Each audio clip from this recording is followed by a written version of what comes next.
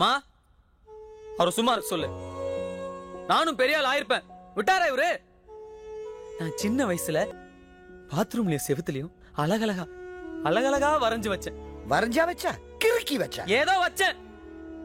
நான் நீ என் காதை புடிச்சு திருகி என் வாழ்க்கையே திசை திருப்பிட்ட. இல்லன்னா இந்த ராக்கி ஹை லெவல்ல போயிருந்தா ஒரு ரவிவர்மன் மாதிரியோ அட்லீஸ்ட் திரைப்பார்வை மதன் மாதிரியாவது கார்ட்டூன் வரைஞ்சு பெரிய ஆளா இருப்பேன்.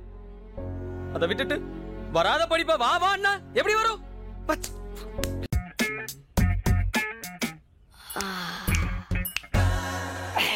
Excuse me. படிச்சு டிகிரி வாங்குறதுன்னு முடிவு பண்ணி வந்திருக்கேன். பக்கத்துல உட்காந்து கொட்டாய விட்ட வாயில ஒரு பல்லு கூட இருக்காது. விட மாட்டேன். கூப்பிடுதாயே. ஏ திருக்காணி கொஞ்சம் காப்பி தண்ணி கொண்டாந்து எல்லாருக்கும் குடுமா.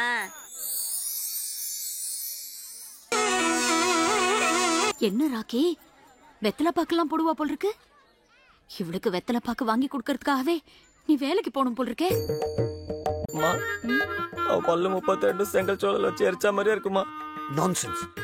டென்டிஸ்ட் கிட்ட போனா பல்லே சரி பண்ணிக்கலாம். அப்ப அந்த நாய் வாலு அது பியூட்டிஷியன் கிட்ட போனா ஹேர் ஸ்ட்ரைட்டன் பண்ணிக்கலாம். இவ்வளவு சொல்ற, நீயே கட்டிக்க.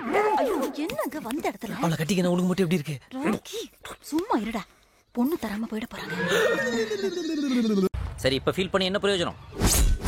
அசால்ட் ஆக்ஷனுக்கு ரெடி ஆயிட்டான்.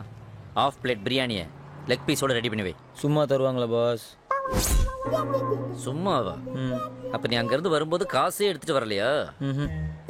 ஒரு வேகத்துல வந்ததுனால மறந்துட்டேன். உன் வேகம் எனக்கு சோகம். சரி, நான் போய் மேட்டரை முடிச்சுட்டு வரேன். நீ வாட்டர் மட்டும் பிடிச்சிட்டு வா. தண்ணி சும்மா தருவாங்களா பாஸ்? வாட்டருக்கு தான் காசு தேவை. தண்ணி கார்பரேஷனோடது, வாட்டர் ஃப்ரீ. போ.